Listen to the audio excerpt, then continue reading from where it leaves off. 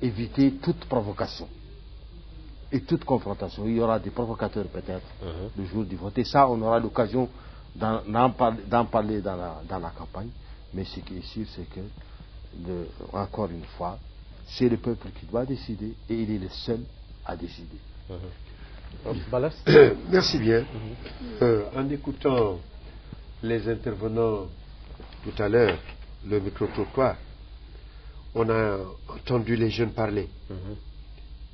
Et les jeunes, je crois qu'il faut qu'ils se saisissent de l'accord politique.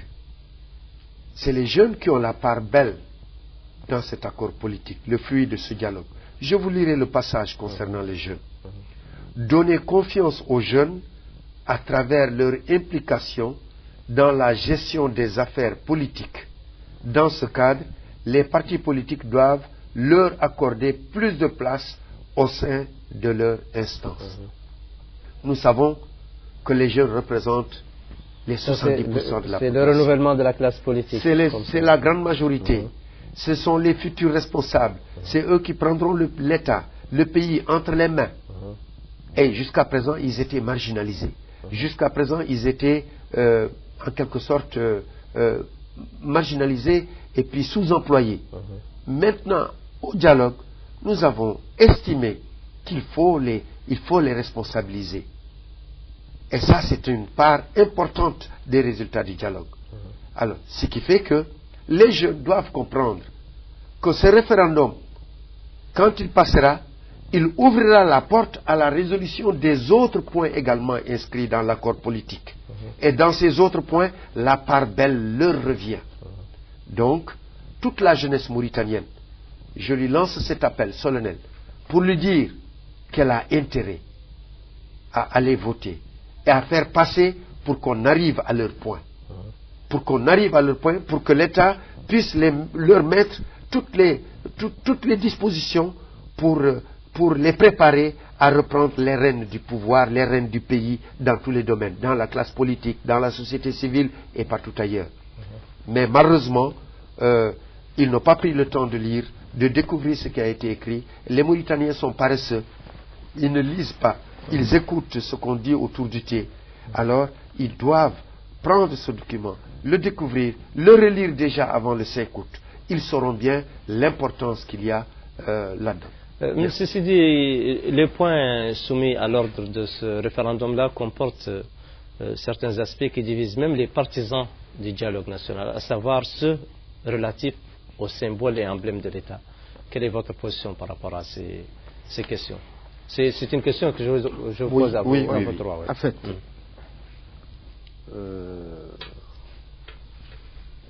un État a besoin d'emblèmes, besoin de symboles, d'un drapeau. Et en 1960, quand Dada, à la veille de l'indépendance, voulait réfléchir à faire un drapeau, il a désigné une commission de 4 personnes.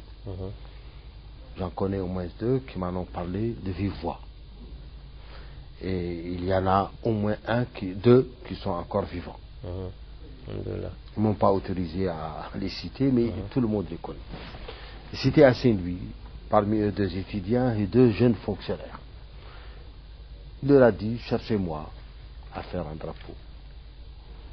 Ils ont réfléchi, ils ont trouvé ce drapeau-là qui existe, qui est entre nos mains.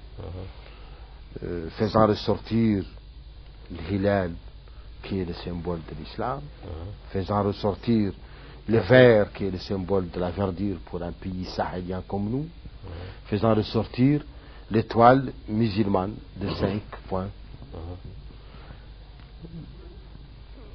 Et voilà, l'étoile symbolisant le rayonnement, et la couleur jaune aussi symbolisant le rayonnement. La vérité, c'est un beau drapeau. Mais jamais les populations, ni au congrès de 58 qui va suivre, ni 64, dans les grands congrès, le mouvement historique dans lequel il y a eu des débats, ou sur la Mauritanie et les orientations, jamais on en a discuté. Jamais on en a discuté. Donc ça a été entériné, il y a eu des hommes qui sont morts portant ce drapeau. Il y a eu beaucoup de gens qui ont adhéré à ce drapeau. Et c'est notre drapeau tous. Mais nous autres, à l'IPR, et avec nous, les partis de l'opposition qui ont dialogué, et la société civile qui était présente, nous avons convenu, nous pensons qu'après 60 ans, 65 ans, 67 ans aujourd'hui après l'indépendance, il est temps que nous valorisions l'âme de ces résistants. Il y a eu dans ce pays une forte résistance, mais elle a été tue pendant quelques années. Et nous devons, tout Mauritanien doit être fier de cela. Même si, à un moment donné, la majorité des Mauritaniens ont accepté de collaborer, d'aller de l'avant pour demander de manière pacifique les différentes réformes qui ont été abouties à l'indépendance. C'est un débat sur lequel nous ne devons pas revenir. On a besoin de rappeler qu'il y a eu des hommes, des personnes, des hommes et des femmes qui sont mortes croyant à ce territoire, pour des questions religieuses, pour des questions régionales, pour des questions personnelles. En tout cas, ils ont pris les armes contre une puissance étrangère qui était là et qui en ont tué quelques-uns. C'est ce qu'on appelle la résistance. On a besoin de ça pour valoriser notre patriotisme. Toutes les nations aujourd'hui valorisent ceux qui ont combattu et qui ont versé le sang. On se dit, dans ces symboles de l'État, il n'y a rien qui fait référence à cela. Pourquoi ne pas y penser? Et c'est pour ça que nous avons proposé tout simplement, autour de ce drapeau que nous aimions tous et que nous considérons qu'il doit être inamovible, qu'on doit ajouter des traits rouges pour symboliser à la fois ceux qui ont déjà versé leur sang et ceux qui sont prêts à verser le sang. Je pense que les gens en font un drame, que les gens sur Facebook continuent à penser que c'est une remise en cause de l'État ou de... Non. Des symboles de l'État. Symboles de l'État, c'est pas vrai. C'est une amélioration de cette visibilité de ce drapeau. Oui. Voilà, si vous partagez le même... non, disons, je ne refute pas ce que monsieur le ministre vient de dire, mais nous, à Arc-en-Ciel, on a une autre appréciation. Bon, il est vrai que les symboles, c'est extrêmement important, mais le symbole dans un État ne doit pas être sectaire, il ne doit pas être limité, il doit prendre en considération tous les éléments qui rentrent dans la même ligne de conduite.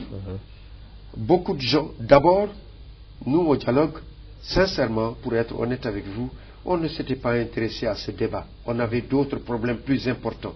Ça n'a pas été discuté ou... Aussi, ça a été discuté. Mais on s'est penché surtout sur dans d'autres ateliers où on parlait de d'autres questions beaucoup plus... Mais il y a eu un consensus sur cette question-là. Oui, naturellement, il y a eu un consensus. Quand on est démocrate, et on est avec des gens, on n'est pas obligé. Quand on dialogue, on ne pose pas une condition concrète pour dire que c'est ça ou rien. On accepte de faire des concessions. On accepte ce que les autres proposent, pourvu qu'eux aussi ils acceptent une partie de ce que vous proposez. Donc, nous, ces symboles, ce trait rouge, c'est quand on dit, beaucoup de gens se révoltent contre ce trait rouge parce que c'est sectaire. On ne parle que du sang de certains martyrs mauritaniens. Alors que les martyrs mauritaniens, ceux qui ont combattu pour le patriotisme, pour la dignité mauritanienne, pour la sauvegarde de la patrie mauritanienne, ne se limitent pas seulement à ceci. C'est très large. Nous, au niveau de Arc-en-Ciel, l'explication que nous donnons, ce trait rouge, c'est pour commencer, nos militaires morts dans la guerre du Sahara. Ils sont morts pour la patrie mauritanienne. Ils ont combattu pour la défense de la patrie mauritanienne.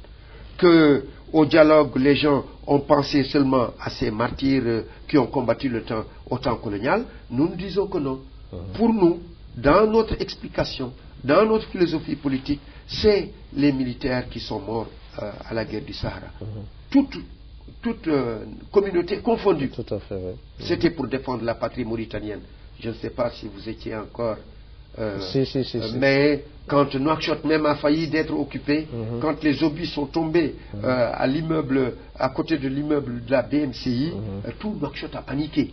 On était à 1 centimètre de céder. Ce trait rouge, nous considérons, c'est d'autres encore. C'est par exemple le Premier ministre Boucheif qui est mort pour la patrie mauritanienne en tombant dans l'océan Atlantique. Nous considérons que c'est les 28 militaires noirs qui ont été tués à Inal sans aucune raison. C'est leur sang. Nous considérons que c'est les milliers de pauvres citoyens mauritaniens qui n'ont rien fait de mal, qui ont été tués dans la vallée durant les années 89-90. Paix à leur âme. Paix à leur âme. Nous, c'est cette signification que nous donnons à ce sang. Donc nous ne le refusons pas. Si l'État pense que c'est pour ceci, nous pensons. Et quelquefois, la signification que donne la population, le citoyen lambda, quelquefois est plus acceptable et plus populaire que ce que l'État dicte. J'ai un exemple terre à terre. Je prends les rues de Nouakchott. Il y a les rues officiellement désignées par l'État, nommées par l'État.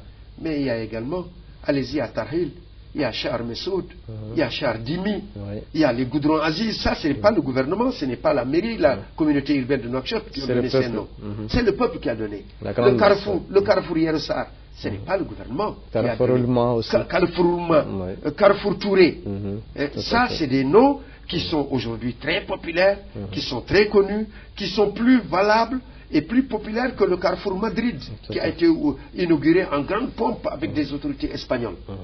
Donc nous, ce rouge-là, nous ne le refusons pas. Mais nous avons une autre signification pour ce rouge du drapeau. C'est pourquoi on ne pouvait pas s'opposer catégoriquement à cela. C'était secondaire. Parce qu'on attend le reste. Le reste est plus important. Tous nos problèmes seront réglés dans les questions restantes. Voilà. Mohamed Lemine, votre point de vue à ce sujet des emblèmes nationaux, symboles? Il y a des emblèmes, des symboles, dont il va être question peut-être...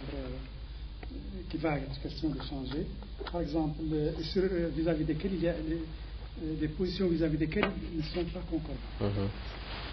Pour moi, personnellement, il faut à tout prix éviter le fétichisme, éviter le dogmatisme, éviter l'exclusivisme. Dire, on a vu un drapeau comme ça, eh bien, il doit demeurer comme ça, ad vitam aeternam. Il n'y a pas de raison. À un moment donné, ce drapeau a été confectionné. Il n'y a pas de raison pour vous, mais peut-être pour d'autres, il y a plusieurs raisons. Moi, je parle de se débarrasser d'une habitude que vous traînez depuis 60 ans et qui, je dirais, ce n'est pas mauvais, c'est extrêmement difficile. C'est pas une habitude. C'était comme le ministre, le drapeau, les gens a été fait. On s'est habitué à ce drapeau-là. Oui, ce n'est pas parce qu'on s'est habitué à quelque chose qu'elle est meilleure que les autres. Tout à fait, oui. Donc, moi, pour le drapeau, ça ne me pose pas de problème.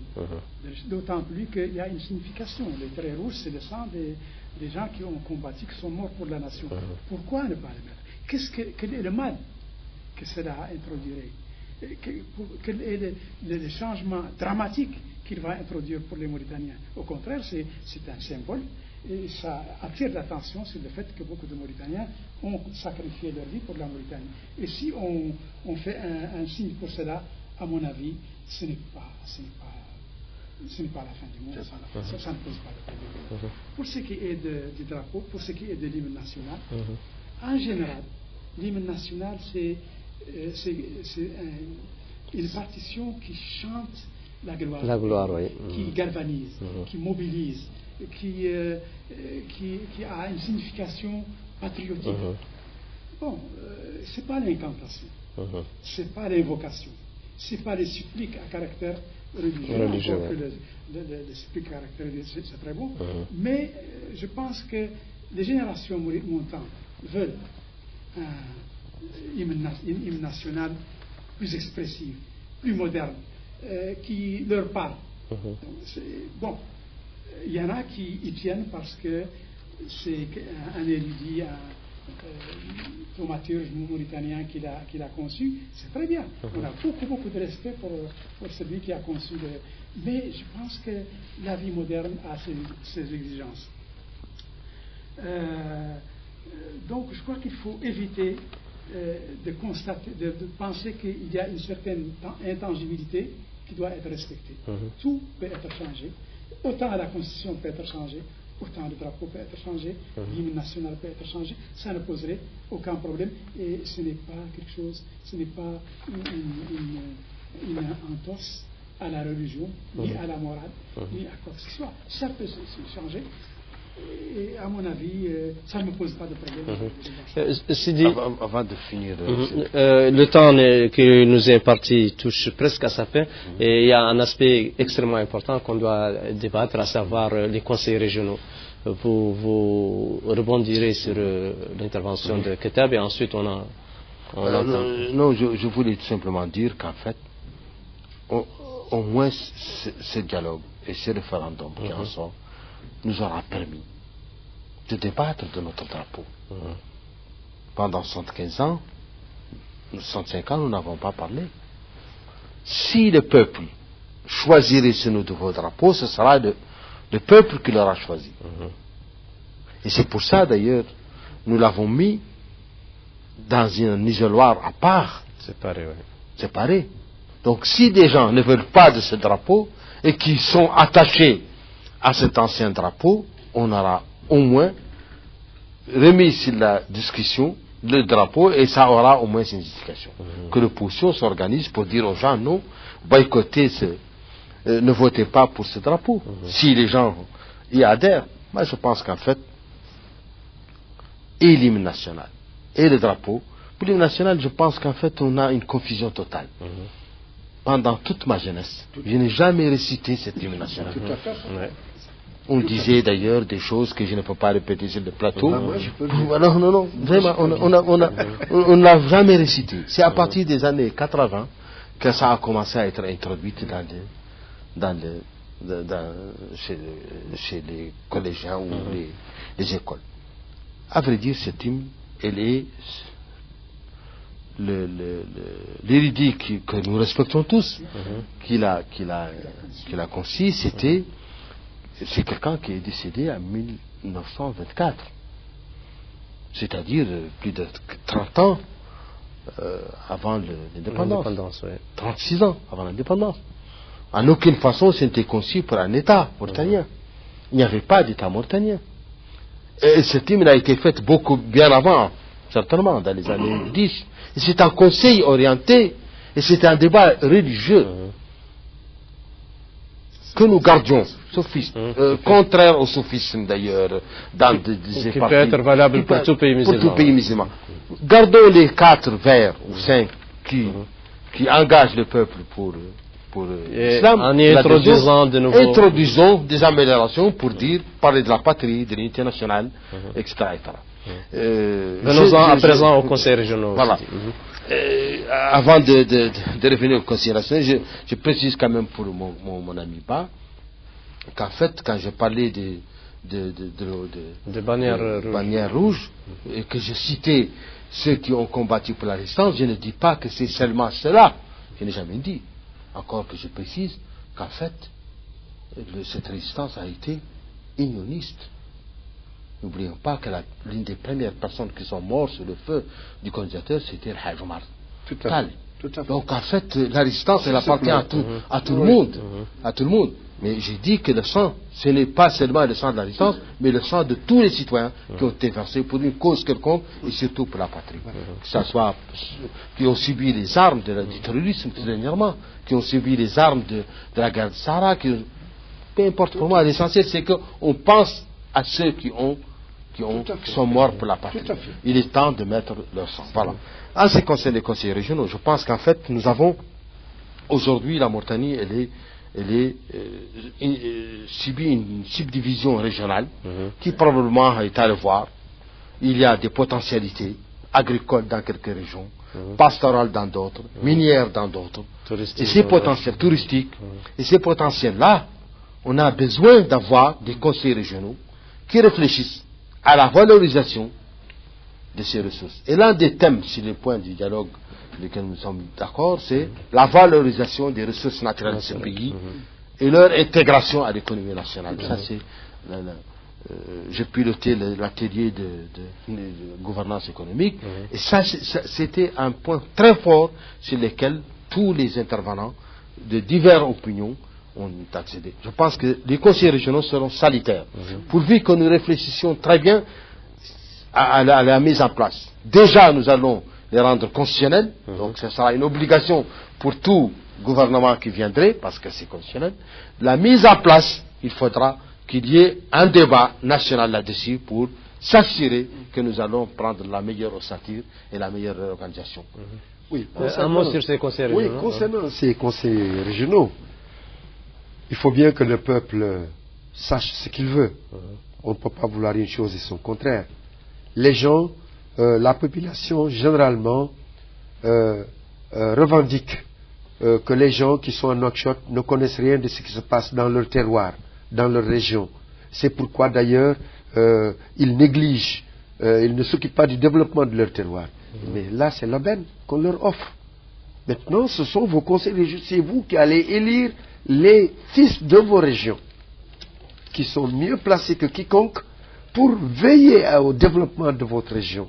Son développement économique, son développement intellectuel, culturel, sanitaire, etc. Et là maintenant, s'il y a défaut, s'il y a un manque de développement, les populations savent qui est le responsable, savent désigner le responsable.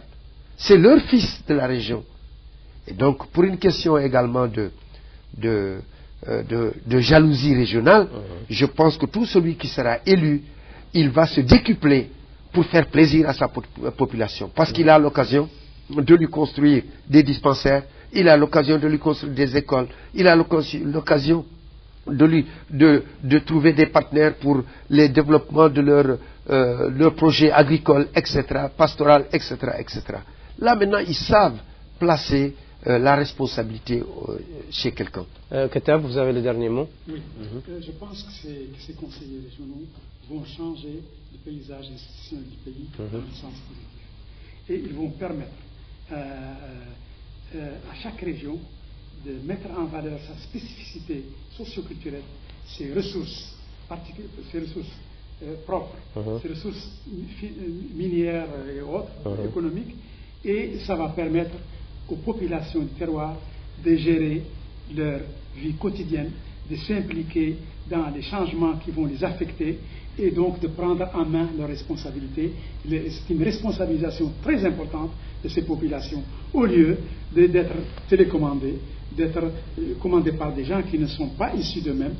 C'est quelque chose d'extrêmement important et c'est la politique de proximité qui va être extrêmement importante, et c'est la spécificité socio-culturelle, la spécificité socio-économique qui va être mise en valeur.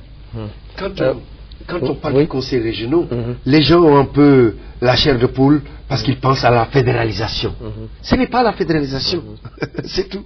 Ce n'est pas la fédéralisation. Bon, voilà, je vous remercie tous pour avoir accepté notre invitation. Merci à vous, chers téléspectateurs, de nous avoir suivis. Les programmes continuent sur El Mauritania. On se dit à la prochaine fois. D'ici là, passez d'agréablement. Au revoir.